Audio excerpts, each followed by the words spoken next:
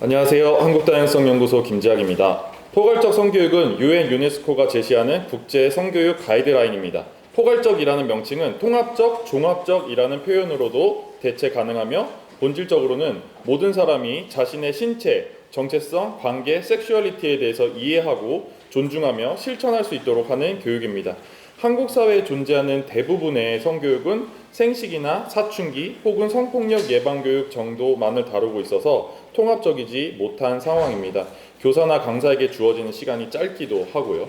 유네스코의 포괄적 성교육 가이드라인은 안전을 최우선 목표로 합니다. 이를 위해 차별과 폭력을 예방하는 지식, 태도, 기술을 연령별로 나누어 제공합니다. 8가지 핵심 영역에 따라서 세부 주제와 그 세부 주제마다 학습 목표가 나이대별로 체계화되어 있습니다.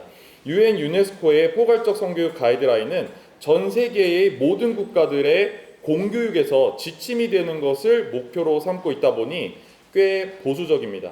국가마다 정치, 경제, 문화가 다르고 인권, 성평등 의식 또한 차이가 큰데 모든 국가들이 기준으로 삼고 시행할 수 있는 가이드라인이 되어야 하기 때문에 보수적일 수밖에 없습니다. 그래서 이 가이드라인이 가장 큰 목표로 삼는 것은 안전입니다. 성교육을 통해 차별과 폭력이 없는 교실 그리고 학교, 사회를 만드는 안전교육이라고 생각합니다. 이 교육은 나선형 구조로 되어 있어서 연령대별로 동일한 주제를 점층적으로 심화하며 반복하도록 학습 설계되어 있습니다. 가이드라인에서 담고 있는 내용을 살펴보면 8가지 핵심 개념과 각 핵심 개념 아래 소주제 그리고 학습 목표가 있습니다. 학습 목표는 5세에서 8세, 9세에서 12세, 12세에서 15세, 15세에서 18세로 나뉘어져 있으며 단계적으로 점층적으로 설계되어 있습니다. 학습 목표는 지식, 태도, 기술 3가지 영역으로 제시되어 있습니다. 이렇게 8가지 핵심 주제와 소주제들을 통해서 각 나이대에 필요한 지식, 태도, 기술을 반복적으로 제시하도록 짜여져 있습니다. 이는 단지 성에 대한 정보 전달을 넘어서 민주시민으로서 필요한 역량을 기르기 위한 방향을 제시합니다. 포괄적 성교육을 반대한다는 사람들의 주장은 크게 4가지가 대표적입니다. 첫째, 포괄적 성교육이 청소년들의 성적 호기심을 자극한다. 둘째, 그래서 성적 자기결정권이라는 걸 빨리 배우기 때문에 배우지 않은 청소년들보다 성관계를 더 빨리 하고 더 많은 성적 파트너를 갖게 된다. 셋째, 청소년들로 하여금 임신과 임신 중단을 경험하게 해서 그들의 삶을 망친다. 넷째는 포괄적 성교육이 청소년들을 성소수자로 만든다는 것입니다. 하지만 국제 연구 결과들은 포괄적 성교육이 오히려 성관계 시기를 낮추고 성폭력 예방, 그리고 성적 자기결정권 향상, 자존감 등진 등 긍정적 효과를 낳는다는 사실을 반복해서 보여주고 있습니다. 포괄적 성교육은 비성소수자들을 성소수자로 만들 수 없고 만들고자 하지도 않습니다. 이러한 반대는 가이드라인 내용을 제대로 읽지 않았거나 고의적으로 왜곡하고 있는 경우가 많습니다. 포괄적 성교육 가이드라인은 위에 언급한 것처럼 안전에 집중하고 있습니다. 그렇기 때문에 차별과 폭력을 예방하고자 하는 것입니다. 그러기 위해서 차별과 폭력을 하지 않는 사람이 되는 것, 또 차별과 폭력을 당하지 않는 사람이 되는 것을 목표로 하고 있습니다. 알아채는 것이죠. 그리고 미리 말할 수 있도록 하는 것입니다. 그런 사람들의 사회가 되기 위해서는 자신과 타인 모두가 함께 안전해야 됩니다. 그런 사회를 만들기 위해서 반드시 필요한 것이 성적 자기결정권을 보장하는 사회가 되는 것입니다. 성적 자기결정권이란 모든 사람이 자신의 신체, 정신, 그리고 삶의 모든 영역에서 정확한 정보를 기반으로 자신에게 가장 안전하고 행복하고 좋은 선택을 할 수 있도록 보장하는 것을 말합니다. 누군가가 만약 월경은 부끄러운 것이고 교육할 필요가 없는 것이라는 가치 판단을 가지고 자신의 자녀나 학생에게 월경을 가르치지 않는다면 자신의 자녀와 학생들에게 성적 자기결정권을 보장하지 않는 것입니다. 월경에 대해서 대화하지 않는다면 월경에 대해서 모르게 만들고 이는 무지에서 멈추는 게 아니라 사회에 이미 가득 차 있는 월경에 대한 부정적인 인식으로 인해 내 몸이 부끄럽다거나 더럽다고 느끼게 될 수 있습니다.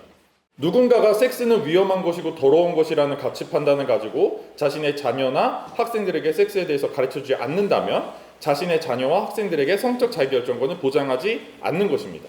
섹스에 대해서 대화하지 않는다면 섹스에 대한 정확한 지식을 가질 수 없고 정확한 판단과 실천을 할 수 없게 됩니다. 사회에 이미 가득 차 있는 섹스에 대한 부정확하고 부적절한 정보들로 인해서 섹스에 대한 그릇된 인식을 가지게 됩니다. 이는 폭력적인 행위를 실행하거나 폭력적인 행위를 당해도 폭력으로 인식하지 못하게 될 수 있습니다. 이는 그들의 삶에 부정적인 영향을 미치게 됩니다. 포괄적 성교육을 실시하는 나라들과 그렇지 않은 나라들을 비교해 본 결과 포괄적 성교육을 반대한다는 사람들의 주장과는 달리 포괄적 성교육을 받게 되면 성적 자기결정권에 대해서 명확히 배우고 실천하는 사람이 되어서 결과적으로 성폭력을 하지 않는 사람, 폭력과 차별을 실시하지 않는 사람이 됩니다. 청소년들이 성관계를 처음으로 경험하게 되는 나이가 지연되기도 합니다. 이는 자신과 타인을 존중하는 사람이 되고 어느 누구도 다른 사람에게 성관계를 일방적으로 강요하거나 강제할 수 없다는 것을 아는 사람이 되며 동시에 다른 사람이 나에게 그 어떠한 성적 행동도 강요하거나 강제할 수 없다는 것을 알게 되기 때문입니다. 성관계를 경험하게 되는 나이가 지연된다는 그 사실보다 저는 그 이유가 더 중요하다고 생각합니다.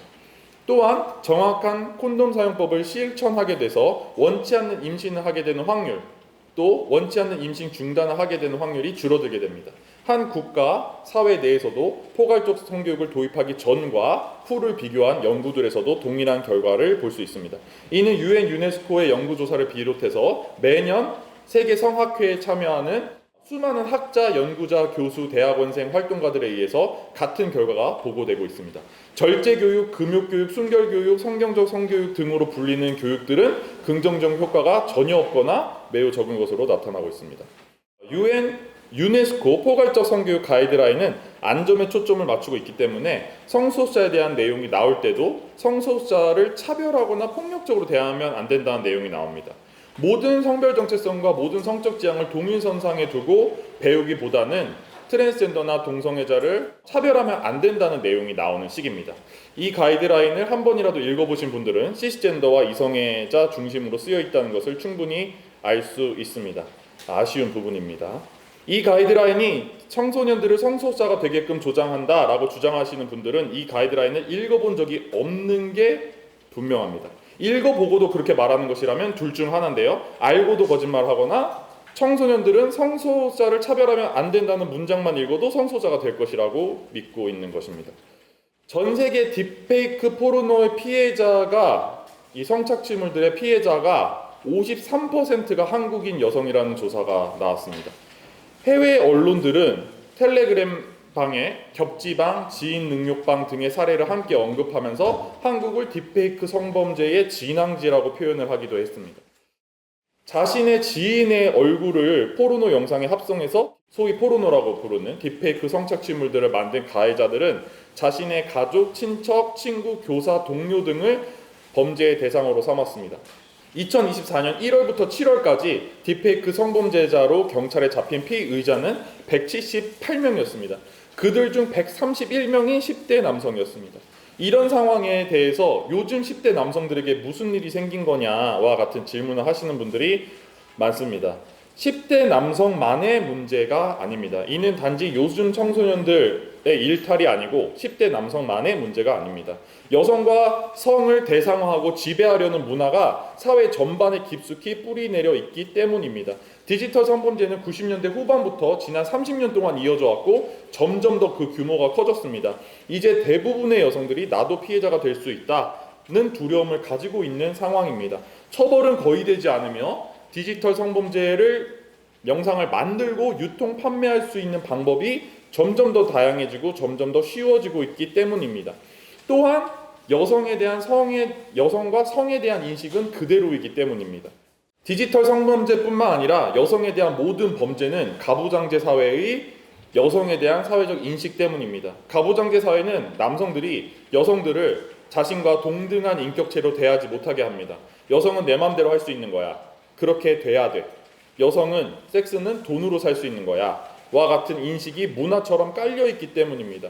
밖으로 소리내어 이런 말을 내뱉는 사람은 소수라고 할지라도 가부장제 자본주의 사회에서의 남성들에게는 무의식적으로 이런 생각들을 하게끔 만들어지고 있습니다. 정치, 경제, 언론, 미디어가 그 문화와 풍토를 만들어냅니다. 매년 100명 이상의 여성들이 친밀한 관계를 가졌던 남성들에게 살해당합니다.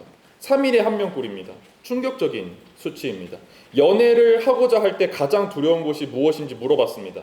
여성들의 답변 1위는 폭력이었습니다. 남성들의 답변 1위는 거절입니다. 이 거절과 폭력이 연결되어 있다는 것에 주목해야 됩니다. 여기서 사회가 무엇을 해야 되는지 발견할 수 있습니다. 모든 사람이 마찬가지지만 저는 남성들이 더 특별히 거절당하는 것에 익숙하게 해줘야 한다고 생각합니다. 나의 제안을 거절할 수 있는 권리가 있다는 것을 인정할 수 있는 사람이 돼야 합니다. 상대방도 생각과 감정을 가진 나와 동등한 인격체이고 한 명의 사람이라는 것을 인정하고 존중하면 됩니다. 그것이 성적 자기결정권입니다. 성적 행동은 원할 때 할 수 있는 것뿐만 아니라 원치 않을 때 하지 않을 수 있다. 거절할 수 있다. 그리고 상대방이 거절하면 존중해야만 한다. 다른 사람의 생각, 감정, 몸 그리고 그 사람 자체를 존중하고 그 사람과 동의, 적극적 합의를 만들어가는 것, 그렇게 책임 있는 사람이 되는 것을 배우는 것이 성교육입니다. 폭력에 대한 합당한 처벌은 반드시 필요하지만 처벌만으로 되지 않습니다. 근본적인 변화를 위해서는 성과 여성에 대한 인식을 변화시킬 수 있는 교육이 병행되어야 합니다. 포괄적 성교육은 이러한 문화적 전환의 핵심 수단이 될 수 있습니다. 성평등은 나와 다른 사람을 더 나은 관계를 맺으며 더 행복하고 안전한 사회를 만들 수 있는 우리들의 태도이며 우리 사회를 안전한 곳으로 만들어준다는 것을 배우고 실천할 수 있어야 됩니다. 여성 대상 폭력이 만연한 사회는 여성뿐만 아니라 다른 사회적 소수자들, 장애인, 이주민, 성소수자 등 모든 소수자들에게 폭력적인 세상이 됩니다. 물리적인 힘, 경제적인 힘, 권력에 의한 힘이 이런 힘의 논리가 작동하는 새 사회가 되기 때문입니다. 그리고 이는 효율, 성과, 공정한 경쟁 등의 이름으로 합리화됩니다. 승자 독식의 경쟁 사회의 모습은 교실 속에서도 그대로 드러납니다. 아니, 사실은 교실 속에서부터 시작되고 있습니다. 현재 공교육은 시험, 성적 중심의 서열화 구조에 갇혀 있습니다. 그러다 보니 성교육, 성평등교육, 인권교육, 시민교육, 정치교육, 노동교육 같은 자기 자신을 탐구하고 타인과 자신의 관계에 대해서 고민하고 평등한 사회구조를 만들어가게 하는 교육들은 공교육에 자리할 공간이 없습니다. 한국 사회에는 중학생들의 학업 성취도가 피사 점수로 OECD 경제협력개발국의 상위권에 속합니다. 수학 2위, 과학 2위, 국어 읽기는 3위입니다. 반면 교우 관계는 36개국 중에 36위, 협력은 26위, 주체성은 20위, 자주성은 33위로 최하위거나 최하위권에 속하게 되었습니다. 시험 성적을 잘 받는 것만이 학교의 공교육의 유일한 목표이다 보니 친구와 어떻게 관계를 맺고 어떻게 협력하며 살아가야 될지를 가르치거나 배우거나 연습할 필요가 없습니다. 목표 자체가 아니기 때문입니다. 정답이 정해져 있는 시험 문제에 정답을 잘 골라내는 사람이 돼야 훌륭한 사람이 되기 때문에 스스로 사고하고 성찰하고 계획하고 행동하는 주체성과 자주성이 길러질 수 없습니다. 양육자도 교사도 온 세상이 모두 나에게 공부해라 라는 말만 하는 세상에서 내가 누구인지 왜 사는지 어떻게 살고 싶은지 생각해 볼 기회나 필요가 없습니다. 건강한 자아, 강한 자아를 형성할 수가 없습니다. 티오도르 아도르노는 민주주의의 최대의 적은 약한 자아다 이렇게 말하며 약한 자아를 가지면 권위에 굴복하고 의존하는 사람이 되며 파시즘과 극우에 매혹되기 쉽다라고 말했습니다. 지난 몇 년 새 한국 사회는 극우적인 메시지가 차지하는 공간이 아주 커졌습니다. 아도르노는 잘못된 성교육과 성교육의 부재는 굴종적인 인간을 만들며 자아가 약한 사람이 되게 한다고 했습니다. 우리는 자기 자신에 대해서 깊이 고민하고 다른 사람과 평등한 관계를 맺을 수 있도록 돕는 포괄적 성교육을 통해서 강한 자아를 가진, 건강한 자존감을 가진, 다른 사람을 평등하게 대할 수 있는 시민을 양성하는 공교육을 만들어야 합니다. 10대 청소년들, 특히 남성 청소년들이 유튜브, 온라인 커뮤니티, 또래 집단 등을 통해 극우적이고 여성 혐오적인 메시지에 쉽게 노출되고 있습니다. 여성 정책 때문에 여성들은 편해졌고 남성들은 더 힘들어졌다. 데이트, 연애, 섹스를 할 수 있는 권리는 누구에게나 있는데 여자들은 모두 잘난 남자를 만나려고 하기 때문에 돈이 없거나 못생긴 남자는 데이트도 연애도 섹스도 못한다. 와 같은 생각에 사로잡히면서 과거를 그리워하게 됩니다. 이 과거는 내가 경험해보지도 못한 과거입니다. 가정과 사회의 주인은 남성이어야 한다. 남성은 권위와 통제력을 가져야 된다. 여성은 남성의 말을 들어야 한다와 같은 구시대적인 메시지가 마치 새로운 메시지로 들리는 현상을 보이고 있습니다. 과도한 페미니즘에 반대한다, 혹은 페미니즘은 정신병이다와 같은 목소리들이 사람들의, 청소년들의 생각 속에 심겨지고 있습니다. 그런데 성평등 인식이 강해진 이 시대의 여성들은 더 이상 그렇게 살 생각이 없습니다. 그런 여성들의 태도에 분노하고 폭력을 쓰게 되는 남성들이 생기고 있는 상황입니다. 유네스코 포괄적 성교육 가이드라인에는 미디어 정보 해독력, 디지털 기술의 안전한 사용에 대한 목표가 연령별로 제시되고 있습니다. 미디어 리터러시 교육을 포함하고 있는 것입니다. 핵심 개념 4번, 폭력과 안전의 세부 주제 4-3, 정보통신 기술의 안전 사용을 보면 각 나이대에 맞게 인터넷과 소셜미디어 사용에 관한 지식, 태도, 기술을 익힐 수 있도록 목표를 정하고 있습니다. 또한 핵심 개념 5번, 건강과 복지를 위한 기술의 세부 주제 5-4번을 보면 미디어 정보 해독력과 섹슈얼리티가 있습니다. 여기도 각 나이대에 맞게 미디어의 역할과 영향, 그리고 미디어를 분석하고 해석할 수 있어야 되는 이유를 알 수 있도록 필요한 지식, 태도, 기술, 목표를 제시하고 있습니다. 2000년 4월 20일에 대만의 한 고등학교에서 성별 이분법 구분에 맞지 않는 성표현을 한다고 괴롭힘을 당하던 학생이 화장실에서 살해되는 사건이 발생했습니다. 이 사건은 예융치 사건이라고 합니다. 이 사건은 1980년도부터 진행되어 오던 페미니즘 운동이 힘을 받게 되는 계기가 되었습니다. 교육부는 이 사건이 있었던 다음 해인 2001년에 성교육 추진 주제를 다양한 성과 학교의 안전으로 정했습니다. 그리고 3년 후 2004년에 대만의 성평등 교육법이 제정되었습니다.